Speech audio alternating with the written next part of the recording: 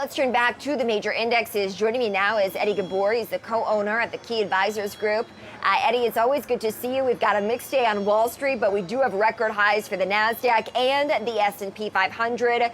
Multiple records that we've seen just in the past week. So the big question is, can the party continue?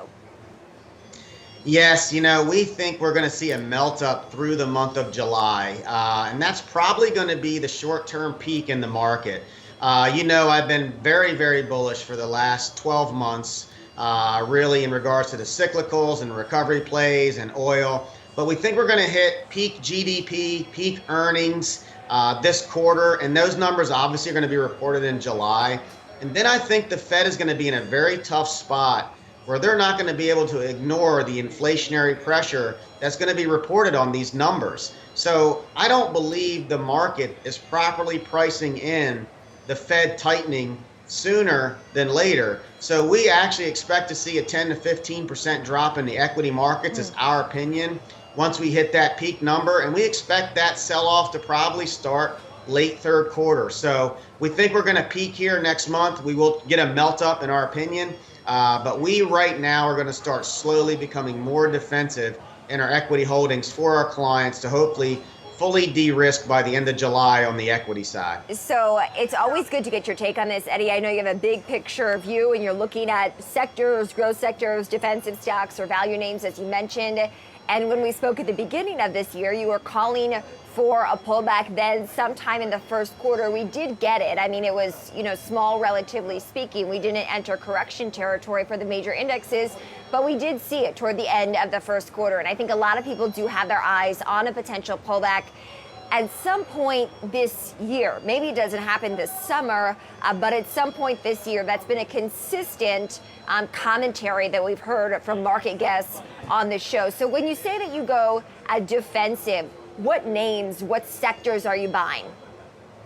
So what you're going to want to do, at least for our clients, because we're so overweight energy plays that have been great and cyclical plays that obviously have been great as well too, is start rotating into things like REITs, utilities, your low beta, low volatility plays, really consumer plays, consumer staple plays that have a tendency to hold up much better in volatile time periods.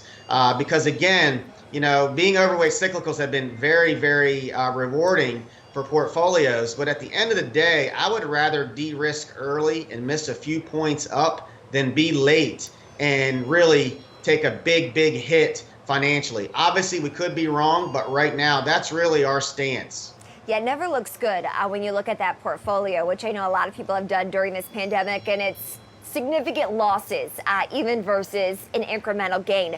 It is interesting to me, though, Eddie, Boeing, we know, is a drag on the Dow today, which is why we see the Dow underperform. The reopen trade is underperforming, but the Dow, in many ways, is a collection of industrial stocks, the Dow Jones Industrial Average. And we did get that breakthrough $1 trillion infrastructure bill yesterday. Does the market, as you're modeling, continue to rise through the summer on the disbursement and expectation that there will be money funneled towards some of these infrastructure projects? We do. Like I said, we still think even though we're going to start slowly de-risking now, it's because we think we're doing it enough in advance period before we do see this major sell-off. So we do think that this market is still very under-owned. And normally it's the catch-up trade, as we like to refer to, where money starts to really pour in towards the end of a bull run.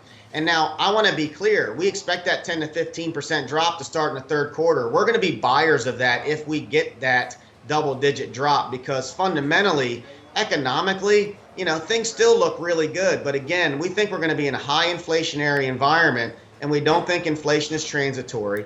And look, the market's given us signals already too. We've seen big drops in crypto, corn, lumber. It hasn't funneled into the equity markets yet, and we think that will ultimately happen.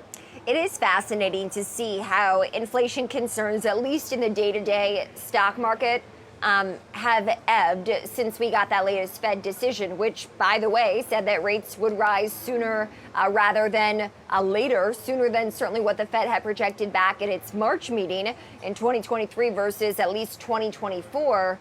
But these technology names, these richly valued companies, they continue to rise. And I think that that has traditionally signaled that inflation is not so much of a concern. So talk me through more of these mixed messages that we're seeing in the stock market and how investors should gauge it at home.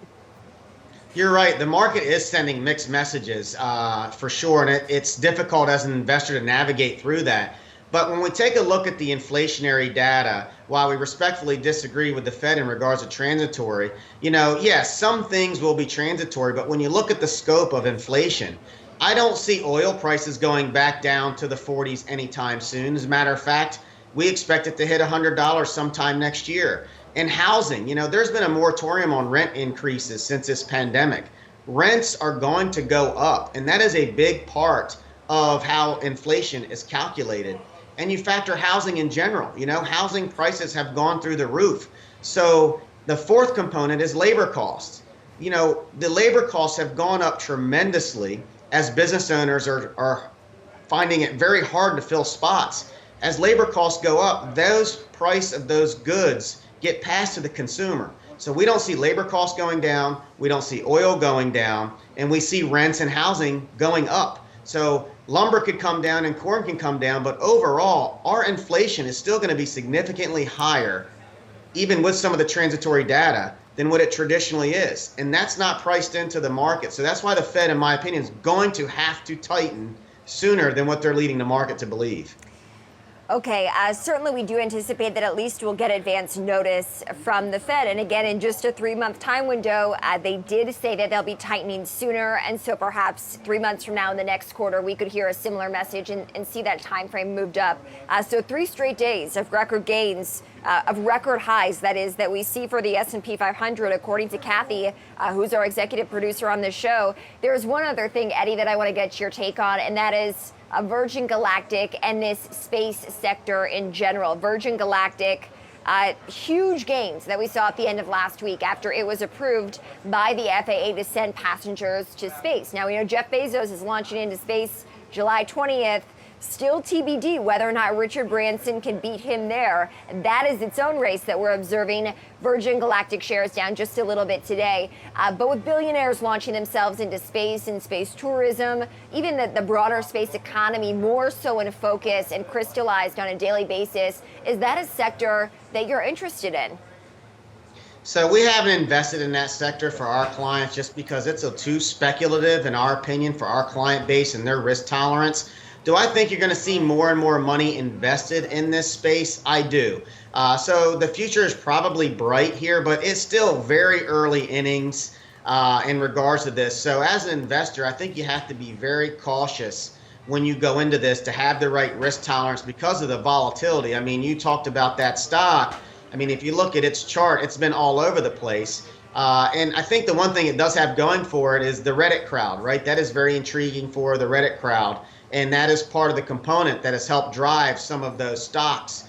But again, it's too aggressive for our client base. But sure, if you're young and you have a long time horizon and the right risk tolerance, I won't have any problem saying allocate a small percentage to that area. Mm-hmm.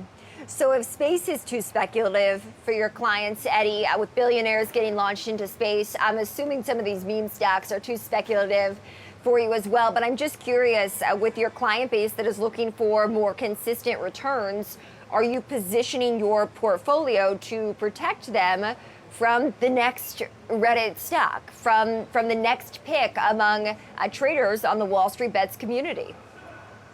I think the Reddit crowd for the long term of this market is very bullish. Okay, so indirectly, that's going to help our portfolios that are in less speculative plays. And the reason why I say that is you have a whole new generation of investors, whether they're doing it the right way or the wrong way, we can all debate that. But I think they've proven they're a lot smarter than people have given them credit for. So I'm rooting for them to continue to win.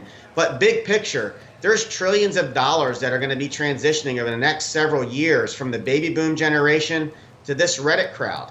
And the more they educate themselves on investing and get involved in the investment side, that money is going to get allocated to equities, not bonds. So I think you can see equity side have more weighting in overall portfolios. And that long term is extremely bullish for stocks and the market. So us being overweight energy and cyclicals may be a little bit boring for the Reddit crowd, but it serves our clients well. All right, Eddie Gabor with the gut check, the reality check as well. Eddie, we always need it. Eddie's the co-owner at the Key Advisors Group. Thank you so much.